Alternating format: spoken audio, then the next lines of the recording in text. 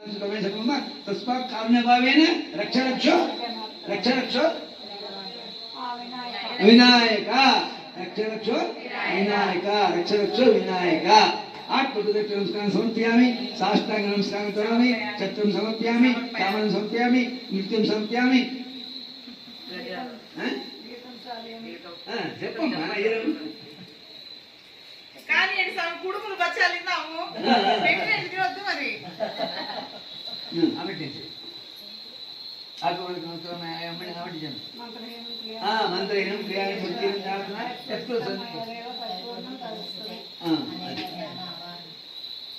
అయిపోయింది పూజ చేస్తుంది పూజ చేసినట్లయింది కదా మానసిక పూజ అంటారు అట్లే పొద్దున చెప్పాను కదా కోటి పూజ చేసేదానికి ఇంకా ఒక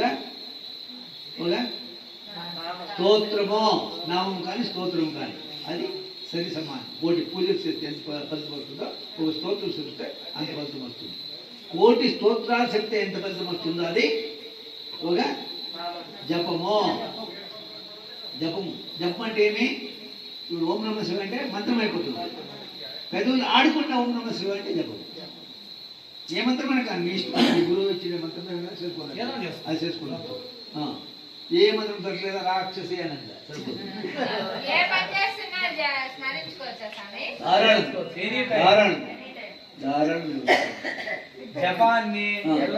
కోటి జపం చేస్తే ఏ ఫలితం వస్తుందో అది ఒకసారి ఒక సెకండ్ మీరు ఆలోచన స్థితిలో ఉంటే వస్తుందంట అదే ధ్యానము.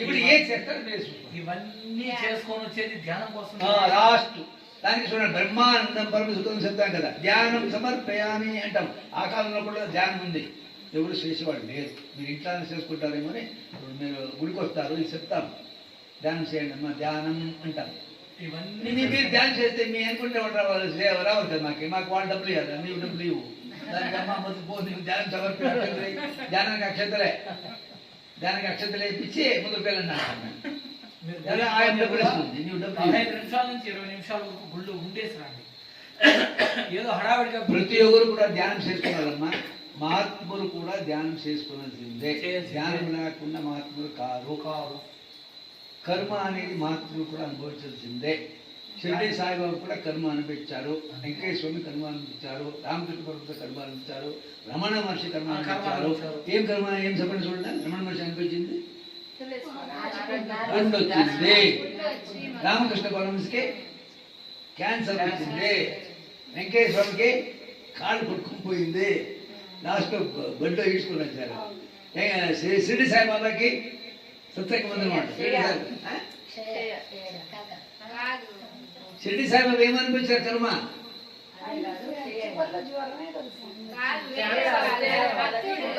సత్సంగ మందిరంలో ఉపాత్మ ఉపస్మ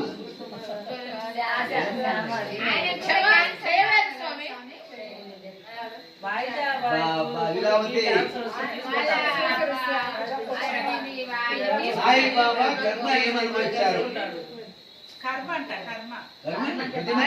ప్రతి మనిషి దేవుడు చేయి కాచుకున్నారు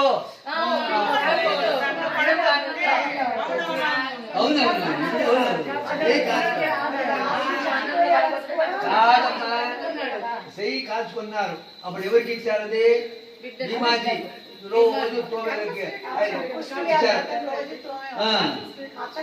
అందుకే ఇచ్చారు కదా అది అంటే ప్రతి మనిషి కర్మ అనేది 100% దేవుడు ఉండాల్సిన కర్మ ఉందే ఉంది భూమి మీదకి భగవంతుడే వచ్చిన కర్మ అనుభవించాల్సిందే సరే ఇది లాస్ట్ ఇప్పుడు చెప్పేస్తారు ఆమె ఏమైనా క్వశ్చన్ ఉంటాడు కదా ఆమె ఏమైనా నీలకంఠేశ్వర స్వామి చెప్తే ఇది లాస్ట్ అంటే కర్మ అంటే అది కాపాడటానికి చేయబెట్టాడు కదా బాబా అది కర్మ ఎలా అవుతుంది ఇంకొక బిడ్డను కాపాడడానికి కాల్చుకున్నారా ఆ బిడ్డ కోసమే కదా స్వామి ఎవరి కోసమే కానీ ఇప్పుడు పుండు వచ్చింది ఎవరి కోసం వచ్చింది వాళ్ళు ఇది చేసుకోలేరా రామకృష్ణ పరమహంస క్యాన్సర్ చేసుకోరా ఎంతో మందికి ఇప్పుడు వీళ్ళు ఎంతో మందికి వైద్య న్యాయం చేశారు కదా కాళ్ళు పట్టుకుని పోతే వెంకటేశ్వరకి ఏమన్నారు వైద్యం చేపిస్తానంటే వద్దు అన్నారు స్వామి వెంకటేశ్వరం. ఎందుకంటే నేను 8 జన్మలు ఆవు కొట్టాను, దానికి ఇది వచ్చింది, ఇది అనుభవిస్తే జన్మ లేకుండా పోతుంది అన్నాడు. బాబా కూడా అది అనుభవించుకున్నామంటే జన్మ వస్తుంది తిరిగా. బాబాకి ఇంకో జన్మ లేదు. విశ్వవిఖ్యాతుడు. ఇప్పుడు ప్రతి అవధూతులు చూడండి మీరు, వెంకయ్య స్వామి కొన్ని జిల్లాలో ఉన్నారమ్మా అన్ని. ఇప్పుడు ఇక్కడ వెంకయ్య స్వామి లేదు, ఇక్కడ బాబా ఉన్నారు చూడండి. ఎన్నో బాబా గుడి చూశారు. అదే అమెరికాకి వెళ్ళిన బాబా గుడి ఉంది, అమెరికాలో వెంకయ్య స్వామి గుడి లేదు. అట్లా అంటే ఒక డ్యూటీ చేస్తారు, ఎవరికి ఏ డ్యూటీ చేస్తారో ఆ డ్యూటీ చేశారు. అంటే ఇప్పుడు నాకు డ్యూటీ చేశారు, మిమ్మల్ని అంతా చెప్పించుకున్నాం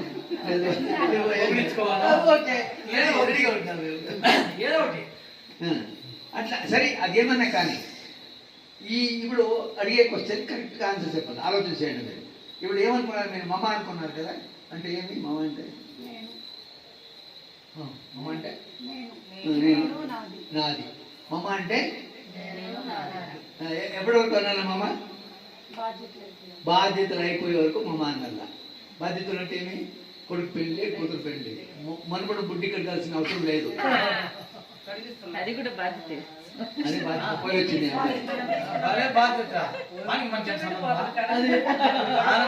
అదన్నా మేలు. పోతే పోయిన మనుడు బుడ్డి కూడా కడగండి, మనుడు పెళ్లి కావాలి అది అప్పుడు ఉండాలంటారు. మీరు వచ్చింది ప్రతి మనిషి కూడా తల్లిదండ్రుల్ని ఎన్నుకుంటారు. ప్రతి మనిషి కూడా తల్లిదండ్రులని ఎన్నుకుంటారు. ఎవరిని ఎన్నుకుంటే ఎవరు కడుపులో పుట్టే అదే జననీ జన్మ సత్యానం పదవి పూర్వ పుణ్యానం లిఖిత జన్మపత్రిక అంటాం మేము. ఎవరి కడుపులో పుట్టాలా, ఏ జాతిలో పుట్టాలా, ఏ ప్రదేశంలో పుట్టాలనేది మీ కర్మ తీర్మానం చేస్తుంది. లేకుంటే ఇక్కడ పుట్టి అమెరికాలో పుట్టి వచ్చినాయండి కదా, అదే అమెరికా పుట్టి ఇక్కడికి ఎలా వస్తారు అంటే జననీ జన్మ సౌఖ్యానం అది మీ కర్మ ప్రకారంగా తీర్మానం అవుతుంది. మీకు ఎవరు భార్యగా రావాలనో, ఎవరు భర్తగా రావాలనో, ఎవరు కొడుకుగా రావాలనో, ఎవరు కూతురుగా రావాలనో, ఎవరు మిమ్మల్ని ఏడిపారనో వాళ్ళని ఏడిపిస్తారు, ఎవరెవరిని కలవనో వాళ్ళనే కలుస్తారు. అది మీ కర్మ ఖాతా. దానికి మీరేమి వాళ్ళు ఏమన్నారు, మీ భర్త లేదు భార్యో లేదు కొడుకో ఏమన్నా అన్నప్పుడు ఓహో ఇది గురుగారు చెప్పారు, నా ఖాతా ఇది అనుకుని నవ్వుతే సుబ్బారెడ్డి ఏమందు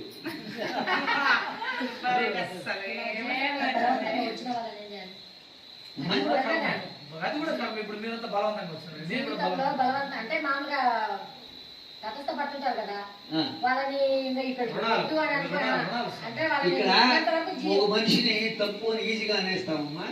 నేను అన్ను ఎందుకంటే 3 కారణాలు ఉంటాయి ఒక తప్పు చేసేదానికి.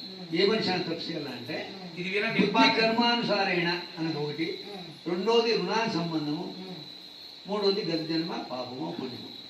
ఈ 3 కలిస్తేనే ఒకరు తప్పు చేస్తారో ఒప్పు చేస్తారు. ఒప్పు చేసేది కూడా ఇప్పుడు ఇక్కడికి వచ్చిన్నారు అంటే ఇష్టపడ్డా. భార్య గుడికి వస్తుంది, భర్త రాడు, భర్త గుడికి వస్తుంది, భార్య రాడు. కారణం ఏమి? ఇప్పుడు దీనికి ఆన్సర్ చెప్తే మీకు అంత ఆన్సర్ ఇదే ఇది ఉండాలి. ఎవరిది కాదమ్మా, నేను అడుగుతాను. భార్య గుడికి వస్తుంది, ఏదో తీర్థయాత్రకు వస్తాడు, భర్త రాడు, భర్త వస్తాడు, భార్య రాదు. ఇప్పుడు ట్రైన్ తప్పోయి ఫ్లైట్ తప్పోయి అది అదే వాళ్ళకి ఇష్టం లేదు, రారు. పో అని ఎంతకాలం డబ్బులు ఇచ్చేస్తారు. నీ పో, నీవు రా, నేను రాను అంటారు. లేదు వాళ్ళు వస్తారు, అమ్మాయి రాదు. ఎందుకు? కారణం ఏమి? ఇక్కడ జన్మఫలం. కొట్టేల సుబ్బారెడ్డి క్లాప్స్. జన్మఫలం కాదు, విన్నాడు కానీ మర్చిపోయాడు. జన్మ పరంపర చాగంటి కోటేశ్వరరావు చెప్పారు. 2013లో భాగవత సప్తాహం చేశారు. ఎక్కడంటే నైమిషారణ్యం. మమ్మల్ని గురుగారు 2019 తీసుకొని పోయారు. 2013లో చాగంటి కోటేశ్వరరావు భాగవత సప్తాహం చేసిన మీటికే నైమిషారణ్యం జనం వస్తూ ఉంటారు ఆంధ్ర వాళ్ళు. ఈ ఆంధ్ర వాళ్ళు ఎక్కడ వస్తే అక్కడ అబ్బో మామూలుగా ఉండదు. షిరిడి అంతే, అరుణాచలం అంతా చాగంటి కోటేశ్వరం ఆంధ్ర వాళ్ళే. ఎక్కడ ఇప్పుడు కూడా ఆంధ్ర వాళ్ళే దుర్గమ్మదేవి జన్మ చెప్తాను. జన్మ పరంపర మాట్లాడుతున్న మధ్యంలో లేదు, మాట్లాడుతుంటే బయట చెప్తాను. మాట్లాడు 60 స్వామి చెప్పి చాగంటి కోటేశ్వరం చెప్పింది 2013లో. నాకు కూడా ఆవిడ తెలియదు యాక్చువల్లీ. అన్నీ తెలుస్తుంది ఏంటంటే వాళ్ళంత గుర్తు నీకు లేరు. చాగంటి కోటేశ్వర ఏం చెప్పారంటే అక్కడ ఒకరు అడిగారు కూడా, మా స్వామి రాలేదు అది ఇది అని మేము గొలగొల చేస్తామంటే రావాల్సింది అది పొద్దున్నే మాట్లాడుతూ ఉంది, చాలా రాలేదు అది ఇది. అప్పుడు సాయంత్రం అడిగారు, సాయంత్రం చెప్పారమ్మా ఇది ఆన్సరు. 60 జన్మలు అవుతాయి ఒక మనిషికి, 60 జన్మలు అవుతాయి ఒక స్థితి వస్తుందంట, అది కుంభకర్ణ స్థితి. 120 జన్మలు అవుతాయి రావణాసురుడి స్థితి, 180 జన్మలు అవుతాయి విభీషణ స్థితి, 240 జన్మలు అవుతాయి ఆంజనేయ స్వామి స్థితి. అంటే ఇప్పుడంతా మీరందరూ కూడా ఆంజనేయ స్వామి స్థితి అంటే భగవద్గీత చదువల్లా, నామస్మరణ చేయాలా, ఆ గుడి చూడల్లా. మా సుబ్బాయి మనక ఉత్తరకాశీలో ఏమైనా పెద్ద గుడి ఉంటే చూడండి. ఎక్కడ లేదా అట్లా అంటే ఏమి వాళ్ళకి 240 జన్మలు అయింది. 240 మీకంతా 240 జన్మలు అయింది కాబట్టి ఇక్కడికి వచ్చారు.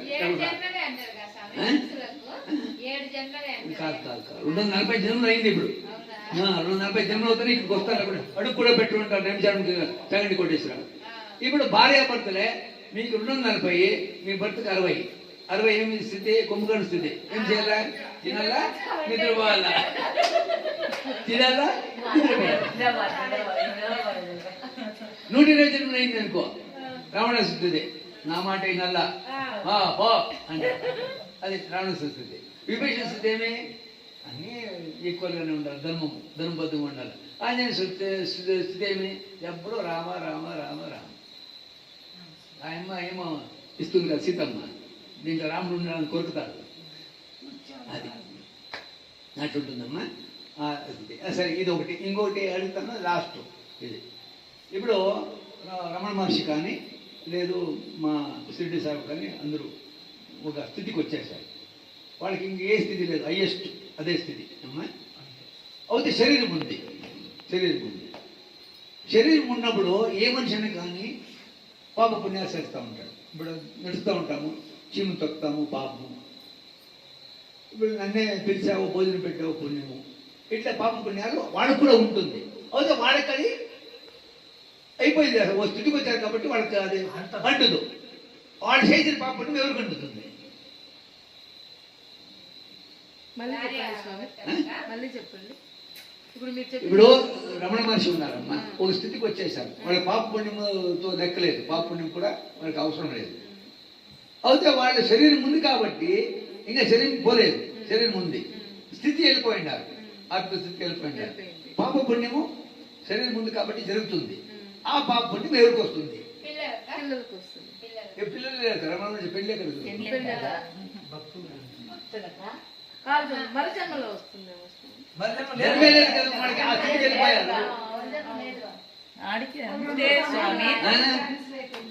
అవునండు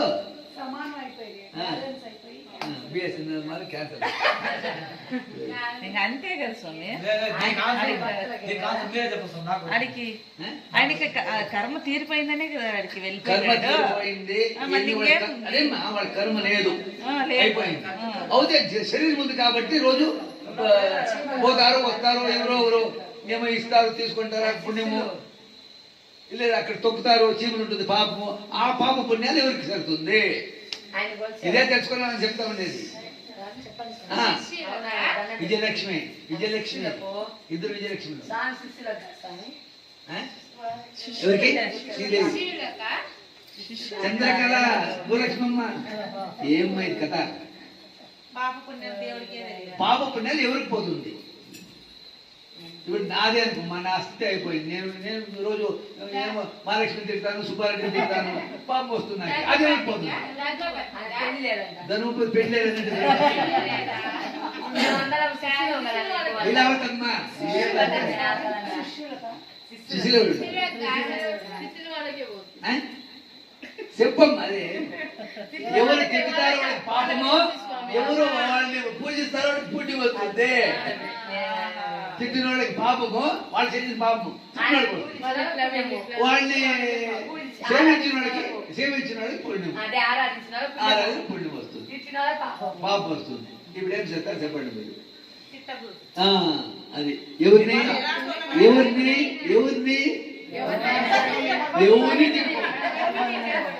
చూడ ఇక్కడ రెడీగా ఉంటారు,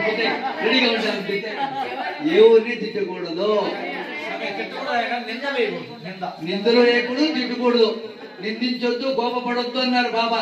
రేపు నుంచి నేను కూడా జపం చేసుకుంటూ కూర్చుంటా స్వామి. మనం మాట్లాడేయాలి.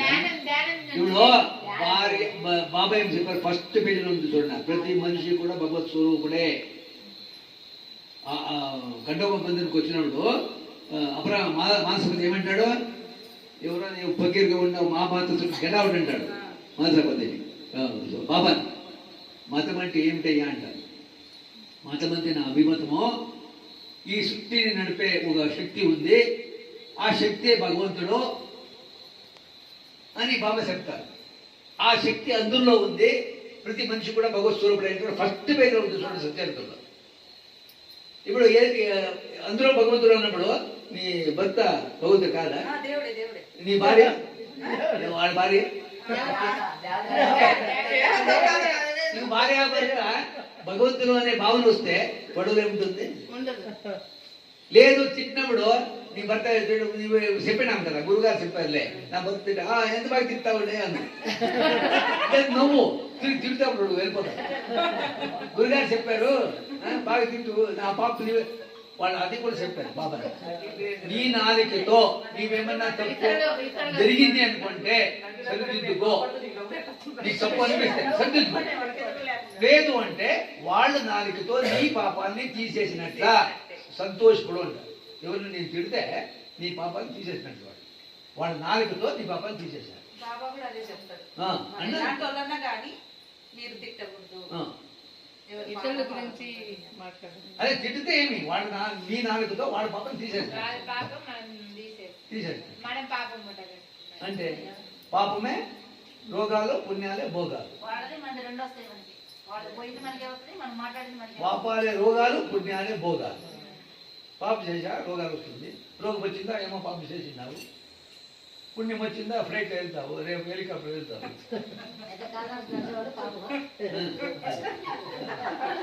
సరేమ్మా, ఓకే, సంతోషం, బాగా జరిగింది. వినాయక చవితి కూడా జరిగింది. అది ఎక్కడ, ఉత్తర కాశీలో, అది కేదార్నాథన సన్నిధిలో, ఈశాన్యములో, ఆ గంగా నది సన్నిధిలో బాగా జరిగింది.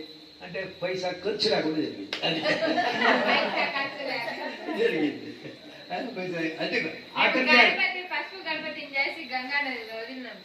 ఎప్పుడు క్లాస్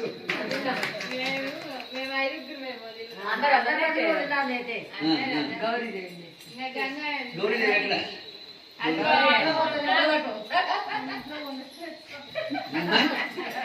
అమ్మా పెళ్లి చేసే ముంచే నీ పూజ చేసేస్తున్నావు. ఇప్పుడు పెళ్లికి ముందర పూజ చేపిస్తాము, అవునా? ఎవరు పార్వతమ్మ పూజ, లక్ష్మీ పూజ చేయరు, గౌరీ పూజ చేయాలి. గౌరీ పూజ చేపించేది సరేమ్మా, ఓకే, సంతోషము. లేట్ అయింది, హాయిగా పడుకోండి. పొద్దున్నే 6 గంటలకి లేయాల. ఇప్పుడే అన్ని సందుకోండి, ఇప్పుడే సందేయాలి. మీరు పొద్దున్నే సందేహం